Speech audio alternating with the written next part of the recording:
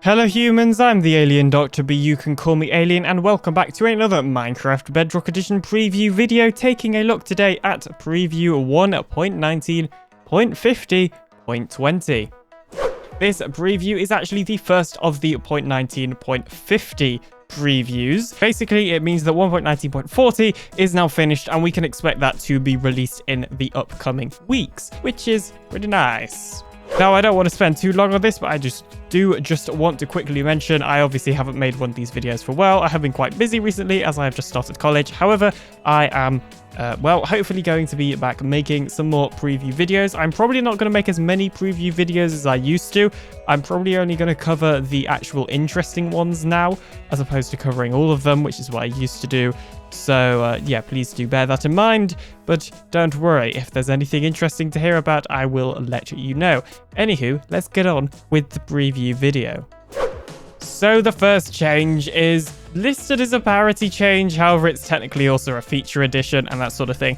And it is the addition of Spectator mode being removed from experimental. Oh yeah. So after 1.19.50, experimental mode will actually be in the base game without the need for you to enable the experimental toggle. So if you did not know before, if you go inside settings, game, then you of course have all of these experiments toggle, and you can see here that there is no longer a spectator one because it doesn't exist anymore. And that's because of course spectator mode has simply just been added into the game without the need for this toggle, which is absolutely amazing. So both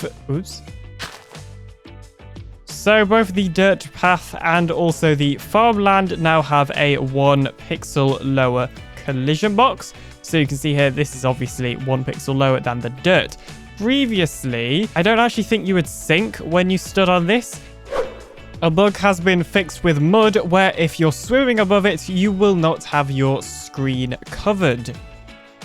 Now, that's all the change says. I would tell you more by looking at the bug report that's linked. However, the bug tracker is currently down for maintenance, so I can't actually view it at the moment. Another bug fix to do with mud is that projectiles landing on it will no longer repeatedly shake. As well as this, frogs and other amphibian mobs, I'm not exactly sure which other amphibian mobs are in the game, will no longer have issues pathfinding over mud. And yeah, I'm assuming, yeah, that means that it's also fixed for the player, where you can now actually sink into the mud, although I believe this was fixed in a previous preview that I did not have the time to cover. As well as this, mud and soul sand, 2 blocks that of course you sink into the ground if you are on, should supposedly match their visual bounding blocks for when the player places the blocks. I'm not 100% sure what this actually means.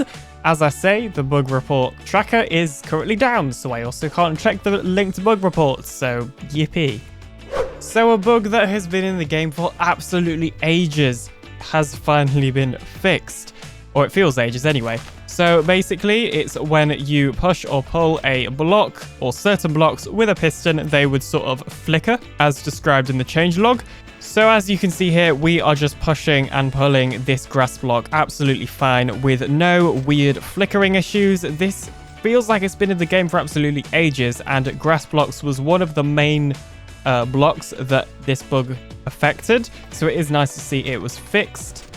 So speaking of pistons actually pushing and pulling blocks, supposedly these blocks should now be pulled smoother. Basically, that's what it says in the changelog, that these blocks should be pushed and pulled more smoother. A while ago we had a change for pistons where they should be more smoother. Apparently that didn't include the blocks though, so it is nice to see that blocks being pushed should apparently be more smoother. And I would say that they do look a bit more smoother. It's probably not a huge difference, but I imagine if you are used to using pistons or use them quite a lot, then you probably will notice at least a little bit. So hopefully by the time I'm editing this video, the bug tracker will actually be back online, so I can show you some photos of this.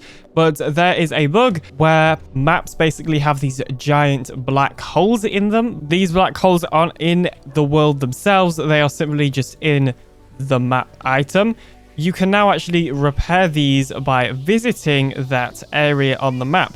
So let's say, I don't know, somewhere on this map was corrupted. I would just need to go to that area to get the map to refresh itself, and it should remove those huge black circly dot things from your map, which is pretty nice. So in places like the underwater ruins and underwater ravines and that sort of thing, magma blocks, when they're actually generated, will now also generate with the bubble column. So you don't just have a magma block with no bubble column, which is very strange. So it is nice to see this bug being fixed. So freshly crafted gear now actually works first time. So previously, if you had shears, or I'm pretty sure it happened to pickaxes and that sort of gear as well, or flint and steel, any sort of item that you can use really, the first time you'd craft it, for whatever reason, it wouldn't actually work. So they have fixed that bug in this preview. So now the first time you use something after crafting it, it will actually work. So another similar change now is a freshly crafted tool or armor or weapon or whatever it is, flint and steel, can now be dropped from the inventory. Previously, you couldn't actually drop something that had been freshly crafted, that's a tool or anything like that. So the Enderman has had a change now to do with its follow range.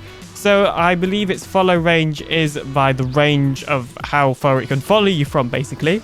And that has been increased from 32 to 64, which doesn't quite make sense because on a simulation distance of 4, I'm pretty sure it would despawn if it's 64 blocks away.